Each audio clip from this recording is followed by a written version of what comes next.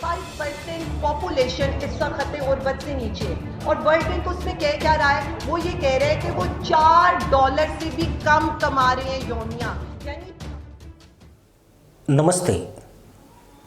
भारत ने आज दुनिया को यह दिखा दिया है कि असली ताकत सिर्फ परमाणु बम से नहीं आती, बल्कि उस आत्मविश्वास से आती है जो किसी मुल्क को अपने पैरों पर खड़ा कर देता है। अमेरिकी राष्ट्रपति डोनाल्ड ट्रंप ने जब टैरिफ वार छेड़ा था तो चीन तक सख्ते में आ गया था। यूरोप के कई मुल्क झुक गए थे, लेकिन भारत ने साफ कह दिया धमकी काम नहीं करेगी। यही पल था जब दुनिया ने समझ लिया कि अब एशिया में कोई नया खिलाड़ी खड़ा हो गया है जो अमेरिका की आंखों में आंख डालकर बात कर सकता है। ट्रंप ने सोचा था भारत भी बाकी देशों की तरह झुक जाएगा, लेकिन भारत ने साबित कर दिया कि अब 21वीं सदी का हिंदुस्तान किसी का पिछलग्गू नहीं है। भारत की ताकत की वजह सिर्फ उसकी बढ़ती जीडीपी नहीं, बल्कि उसकी जड़ों से जुड़ा आत्मविश्वास भी है। आंकड़े गवाह है कि 2024-25 में भारत की जीडीपी $4.2 ट्रिलियन के करीब पहुंच चुकी है, जबकि पाकिस्तान की पूरी अर्थव्यवस्था ही $340 अरब के आसपास सिमट गई है। मतलब साफ है, भारत पाकिस्तान से 12 गुना बड़ी अर्थव्यवस्था बन चुका है। विदेशी मुद्रा भंडार का हाल देखिए, भारत के पास $690 अरब से ज्यादा का रिजर्व मौजूद है। वहीं पाकिस्तान कभी 15 अरब पर टिकता है तो कभी $6 अरब पर गिर जाता है। यही वजह है कि पाकिस्तान को हर महीने IMF, सऊदी अरब या चीन से भीख मांगनी पड़ती है, वरना पेट्रोल पंप तक सूख जाते हैं। जब ट्रंप ने भारत पर दबाव डालने की कोशिश की तो दिल्ली ने जवाब दिया, भारत आत्मनिर्भर है, भारत की जनता की जेब से कोई खिलवाड़ नहीं कर सकता। भारत ने अमेरिकी बादाम, सेब, अखरोट और कई सामानों पर जवाबी टैरिफ लगाया। यह वही समय था जब छोटे व्यापारी डर गए थे कि बाजार डूब जाएगा, लेकिन भारत सरकार ने राहत पैकेज, निर्यात प्रोत्साहन और घरेलू उद्योगों को मजबूत करके हालात पलट दिए। किसानों तक ने कहा अब अमेरिका हमें ब्लैकमेल नहीं कर सकता। अब जरा पाकिस्तान का हाल देख लीजिए, वहां IMF की शर्तों ने जनता की कमर तोड़ दी है। महंगाई आधिकारिक रूप से 30% पार कर चुकी है, लेकिन असल बाजार में हालात और खराब हैं। आटे का थैला 1600 रुपए, चीनी 200 रुपए किलो, दूध 250 रुपए लीटर, दवाइयां आसमान पर और बिजली का बिल इतना कि लोग सड़कों पर जला रहे हैं। किसकी तनख्वाह 20,000 है, ये मुझे पूछो। शहबाज शरीफ क्या फैक्ट्री खोली हुई है या कारखाना खोला हुआ है? कारखाने तो तुम्हारे हैं, फैक्ट्रियां तो तुम्हारे हैं। हमारे गरीबों के घरों में 2-2 पक्के हैं, जिसका बिल 36,000 आया है। और इसके बारे में सोचो शहबाज शरीफ, अपने फैक्ट्रियों के बारे में मत सोचो। वहां जनता का हाल यह है कि महीना खत्म होने से पहले ही जेब खाली हो जाती है।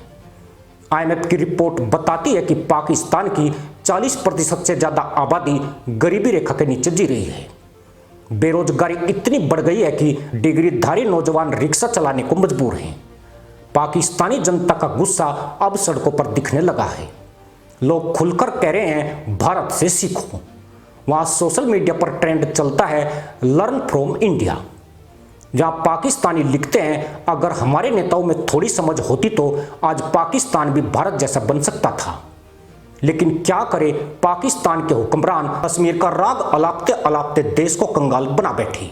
भारत अंतरिक्ष में चंद्रयान 3 भेज रहा था और पाकिस्तान के वैज्ञानिक बिजली का बिल भरने में लगे थे। यही फर्क है सोच का और नीतियों का। भारत ने आज दुनिया को साफ संदेश दिया है, असली ताकत आत्मनिर्भरता से आती है। आज भारत दुनिया का तीसरा सबसे बड़ा स्टार्टअप हब है।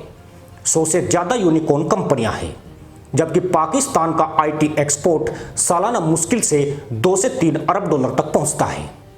भारत अकेले $250 अरब का IT एक्सपोर्ट करता है। यह फर्क पाकिस्तानियों को चुभता है और इसीलिए वे कहते हैं भारत से सीखो। उनको कहो कि हमें रेस्ट न करे, शूट एम, एक गोली मारो या हम माथे पे मारो गोली, इधर इधर हम गोली खाने के लिए आएंगे। मेहरबानी करो, मेहरबानी करो, वो खुदा के लिए इतनी मेहरबानी करो, शूट एम कर दो। ट्रंप ने कई बार भारत को दबाने की कोशिश की, वीजा पॉलिसी से लेकर व्यापारिक टैरिफ तक, लेकिन भारत हर बार संभल गया। यह वही भारत है जो कभी वर्ल्ड बैंक की शर्तों से कांप जाता था, लेकिन अब IMF और वर्ल्ड बैंक दोनों भारत की तारीफ करते हैं। दूसरी तरफ पाकिस्तान का नाम सुनते ही IMF अधिकारी हंस पड़ते हैं कि यह देश लोन लेकर भी कर्ज चुकाने की बजाय और उधारी मांगता है। सवाल उठता है कि पाकिस्तान इतना पीछे क्यों रह गया?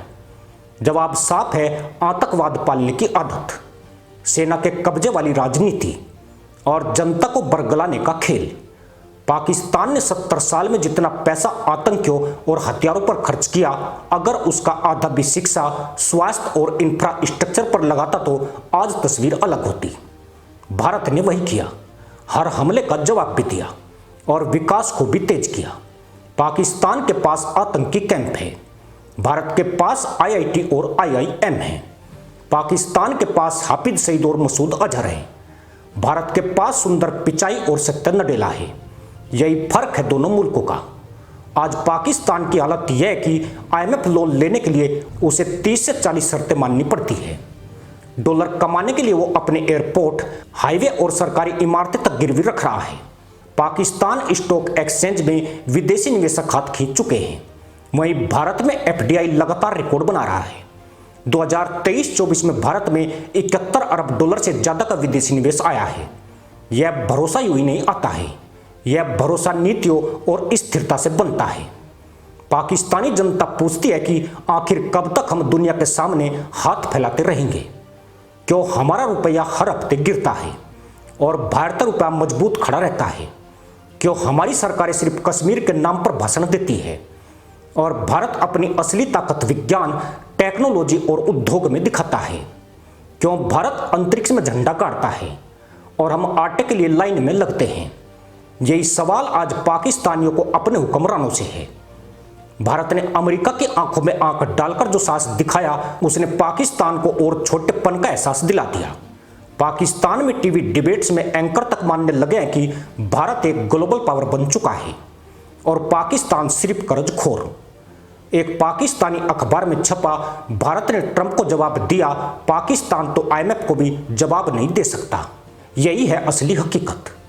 भारत का भविष्य और पाकिस्तान का भविष्य अब साफ है। भारत तेजी से दुनिया की तीसरी सबसे बड़ी अर्थव्यवस्था बनने जा रहा है।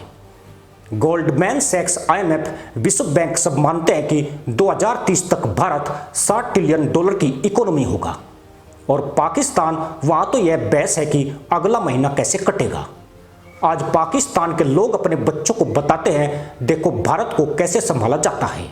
भारत ने अमेरिका को टक्कर दी, चीन को चुनौती दी और पाकिस्तान को तो सालों पीछे छोड़ दिया। भारत ने दिखा दिया कि असली ताकत दिमाग, नीतियों और जनता के विश्वास से आती है, न कि झूठे नारों और उधारी के डॉलरों से। और यही वजह है कि आज पाकिस्तान दहशत में है। वहां की जनता कह रही है भारत से सीखो, लेकिन पाकिस्तान का सिस्टम सीखना ही नहीं चाहता। यही उनकी बर्बादी है और यही भारत की जीत। इसी के साथ अनुमति दोस्तों, जय हिंद, वंदे मातरम।